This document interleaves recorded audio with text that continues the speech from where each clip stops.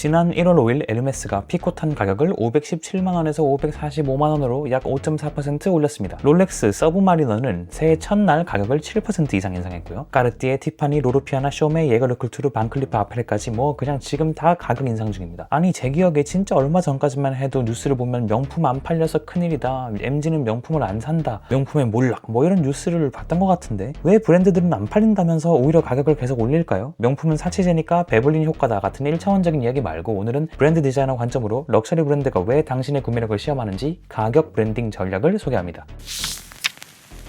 명품 가격이 이전엔 이 정도는 아니었어요. 물론 물가 따라서 계속 조금씩 가격을 인상하는 건 했었지만 사실 그건 모든 물건, 심지어 짜장면도 마찬가지죠. 그런데 최근같이 물가 상승률을 넘는 급격한 인상, 매년 정기적으로 약속한 듯이 올리는 인상의 흐름의 시작은 사실 샤넬입니다. 샤넬 클래식 플랫백 미디움은 2020년 5,850달러에서 2025년 11,300달러로 딱 5년 만에 무려 93%가 올랐습니다. 거의 2배가 된 거죠. 샤넬의 목표는 명확합니다. 브랜드의 위상을 에르메스와 동등한 수준으로 끌어올리는 것입니다. 샤넬은 대표 제품 클래식 플랫백의 가격을 에르메스 버킨 25와 유사한 수준으로 맞춘 거고요. 실제로 2025년 기준 미국 시장에서 버킨 25의 매장가인 12,700달러에 아주 근접하게 붙었습니다. 이 무렵부터 소위 명품 순위 에루샤에서 샤넬이 루이비통을 이겼다는 얘기도 많이 나왔죠. 샤넬급이 많이 올라온 겁니다. 가격 인상으로 말이죠.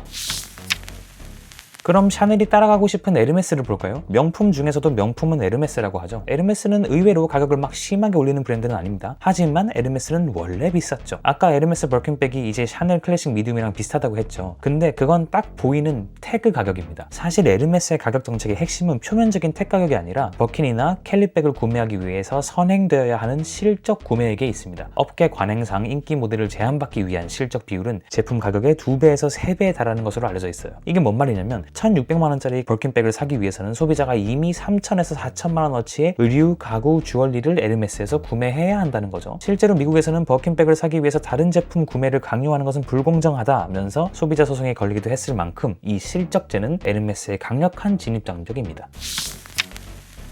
그럼 명품 3대장 에루샤에서 룰을 담당하는 루이비통을 볼까요? 루이비통은 매출 규모 측면에서 세계 최대의 럭셔리 브랜드예요. 루이비통은 그만큼 대중성과 희소성 사이에 줄타기를 해야 됩니다. 루이비통의 상징인 모노그램 캔버스 제품은 전통적으로 진입장벽이 낮은 엔트리 모델이었어요. 그런데 루이비통은 브랜드 이미지 소모를 막기 위해서 캔버스 제품의 가격을 공격적으로 인상했습니다. 스피디 같은 모델은 이제 2,000달러를 넘고요. 더 이상 대학생이나 사회 초년생들이 용돈 모으고 첫 월급으로 살 수 있는 가방이 아님을 선언했죠. 캔버스 제품의 가격 매력도를 떨어뜨려서 진입장벽을 만들기도 하고요. 소비자들이 카푸신이나 트위스트 같이 더 고가 가죽 라인으로 이동하도록 유도하고 있습니다. 플래그십 라인은 에르메스, 샤넬에 뒤지지 않는다는 이미지를 보여주는 거죠.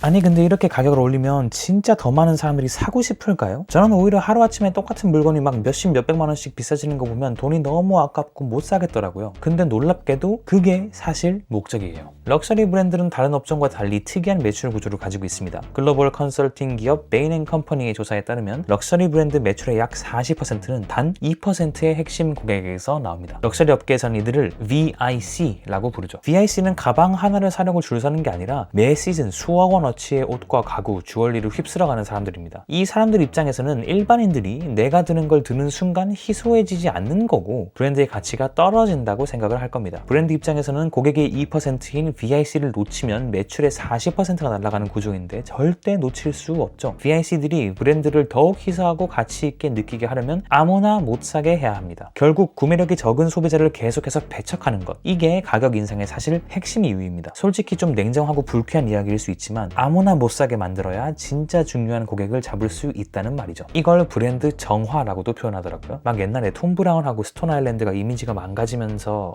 일어나는 이런 현상들을 사전에 막기 위함입니다.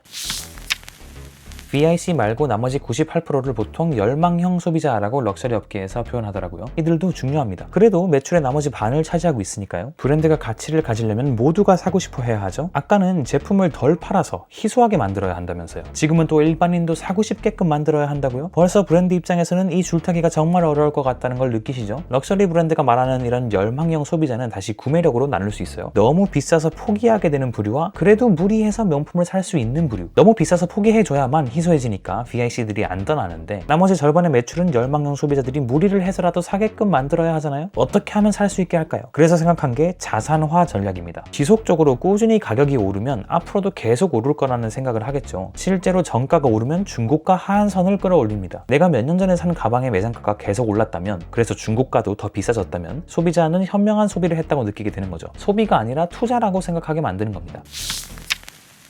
그러면 가격 인상을 많이 할수록 이득일까요? 그냥 더 비싸게 팔면 비싼 브랜드가 되는 건가요? 그건 또 아닙니다. 다 같은 명품이라도 그 안에서 급이 또 있거든요. 브랜드 가치죠. 그걸 넘어서는 가격 인상은 하고 싶어도 못해요. 2023년부터 2025년까지 버버리는 다니엘 리의 크리에이티브 디렉팅 하에 가격대를 샤넬이나 디올 수준으로 끌어올리려고 했어요. 트렌치 코트와 가방의 가격을 30에서 50% 인상했지만 소비자들은 버버리를 그 정도의 가치를 지닌 울트라 럭셔리로 인식하지 않았어요. 가격 저항에 부딪힌 버버리는 심각한 매출 감소를 겪었고 결국 CEO가 교체되는 사태를 맞았죠. 결국 버버리는 다시 합리적인 럭셔리로 돌아가면서 엔트리 레벨 제품의 가격을 조정했고요. 아웃웨어와 스카프 등 강점 분야에 집중하는 전략을 발표했어요. 그래서 요즘 부쩍 버버리가 스카프를 미는 겁니다. 이 사례는 가격 결정권이 브랜드 가치에 종속된다는 사실을 증명합니다. 그러니까 명품이 가격을 올릴 때는 정말 섬세하게 어떤 제품이 아직 더 상승 여력이 있는지, 사람들이 생각하는 본인의 브랜드 가치가 얼마인지 등을 치밀하게 계산해서 인상률을 정하는 겁니다.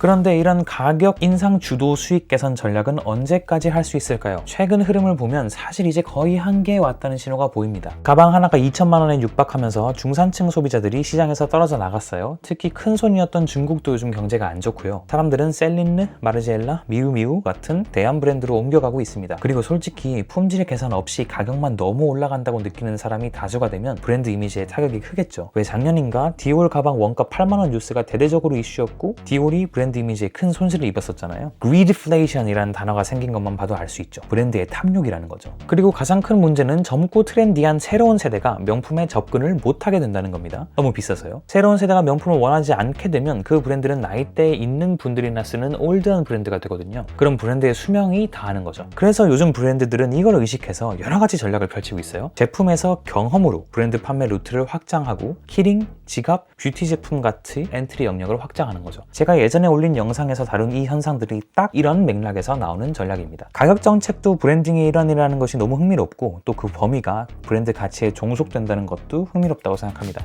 재미있게 보셨다면 구독, 좋아요 부탁드립니다. 브랜드 아카이브였습니다.